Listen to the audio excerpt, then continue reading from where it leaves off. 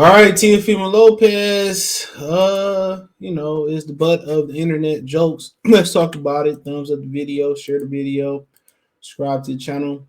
Excuse me, the subscribe button is the bell icon button. Hit all notifications, increase chance notifications. We go live or drop a video. Okay, so apparently, I don't know if Teofimo Lopez being funny. I don't know if Teofimo Lopez is just trying to stay relevant or whatever the situation is. But apparently, he posted this on social media real quick, and he got cooked. I don't even mean like, bruh, like, I don't even mean like, I mean, this dude, he got cooked, you know. But here we go. So he got cooked. So let me zoom in. So it said Haney Kambosos rematch watched on average 935,000 viewers. He said for undisputed sheesh, hashtag catch up. So apparently he talking about the number now. Devin Haney did respond. And I'm gonna get to his response. And basically, saying, for undisputed. But the first fight did like 1.3 over 1.3. I can't remember what him and Loma did during the pandemic, but so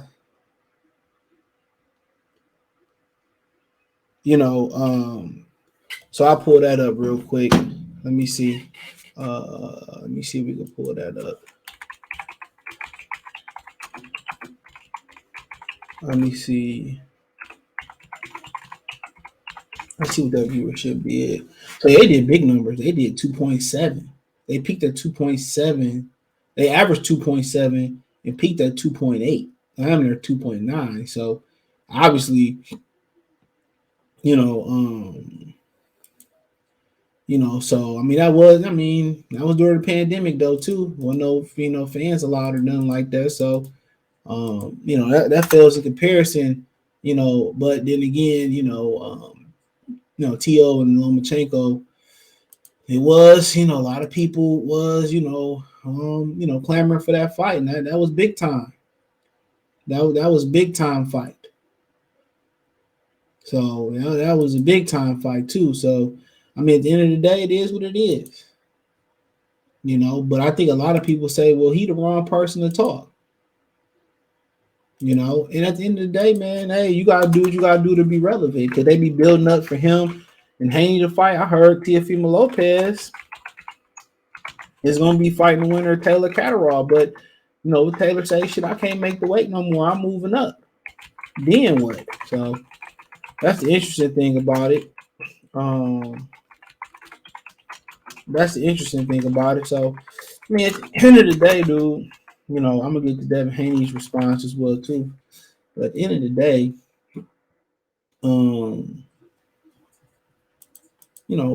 he can say what he want to say, but he got sauteed, he got fried. My boy Yellow Claws, I won at least 10 of those rounds versus Kambosos. He said, still talking ish. Was the last time you was undisputed? People from all walks of life. My boy Ronnie Boy Fresh, what up, Slim? He say they promoting Haney and Lopez on pay-per-view already. All the jokers don't even know it. Top rank smooth with it, Slim. He said, no, they want Haney and Loma. He said, you a hater, man. You a hater. That man beat the same guy twice that sent you into the Great Depression. So, they literally like, man. Oh, my man's Raekwon say on Faster Blade. He said, man, I didn't want the Fresh Bride matter that day.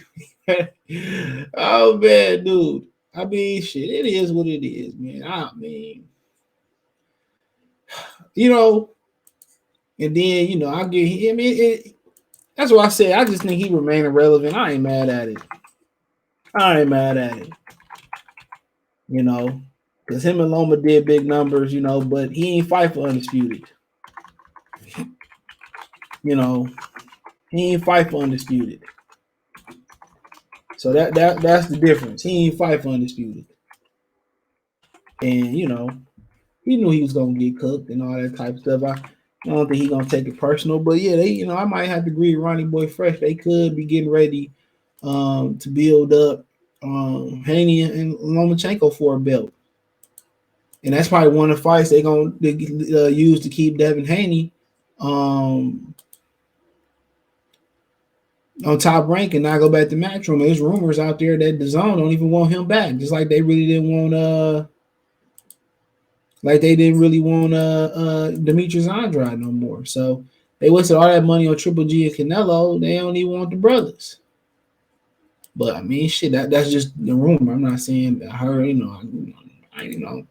with my girl Allison from Umbrella Academy. I heard a rumor. I just heard a rumor. That's it. So he might not even have an option but to stay over there. That might be the best option for him.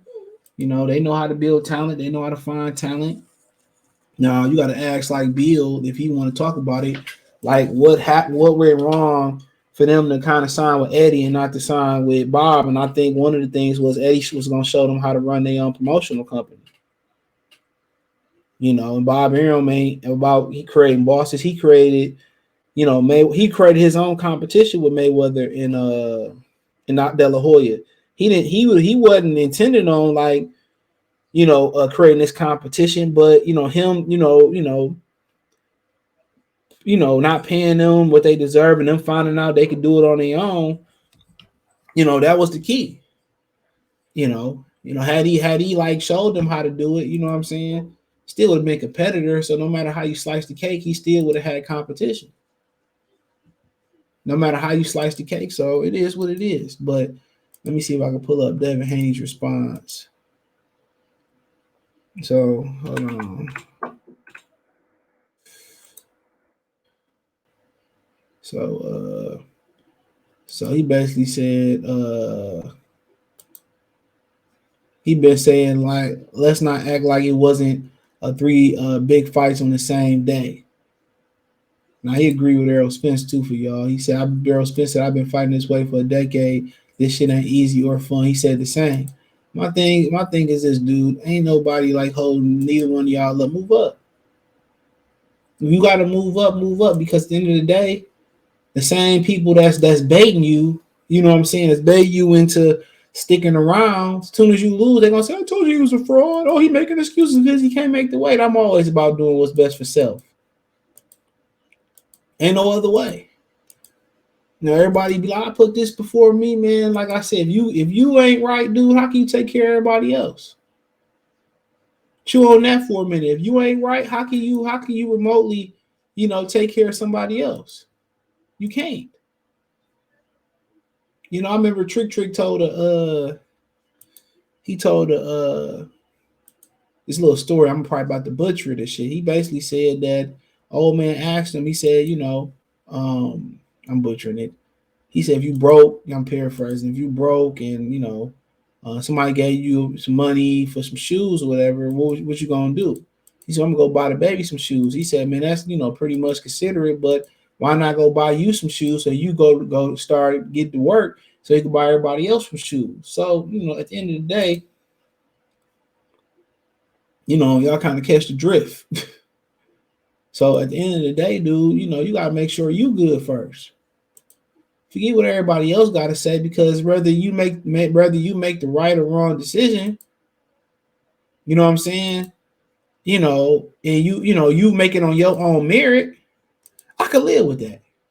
Well, you start, weighing this decision or going with this person got to say, and you can go with them and you wrong, you're like, damn, you know what I'm saying? I should just should listen to my heart or something like that.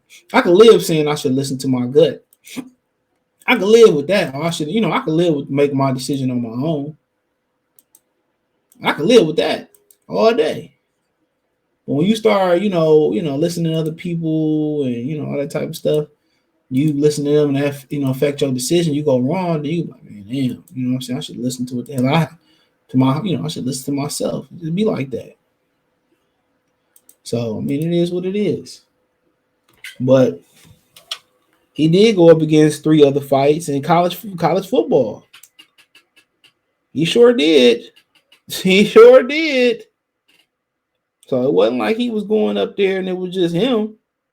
He was only ding on. I mean, he talking about the fight. Nobody really care about the fights in the free world, bro. He went up against you, damn near USC, Utah too, didn't he? Well, yeah, that was a big. USC lost. They was up like 3-4 scores. I turned that shit back. I woke up like I think I woke 2 days later, dude. Or I paid attention 2 days later. I hit Pudang was up like y'all niggas lost to Utah. How? How? Oh man, this game over with. The man right here. And 2 days later, I looked. They said US. They said 6 unbeaten loss in college football. I said USC on the Facebook. I said they lost. Sure enough, I looked. They lost. So he was up against some heavy hitters, bro. People in Tennessee still partying off that Alabama win. People ain't pay attention to that. That's why I said Boston want to put some of their best product on. They want to put their best product on in the fall. That's a bad thing. College football runs it is king on Saturday. Real talk. And even they did fights on Friday. High school football is king and shit damn near everywhere. High school football is king. Damn near everywhere. On Friday. So that's why in the summertime, man, they should be fighting the best.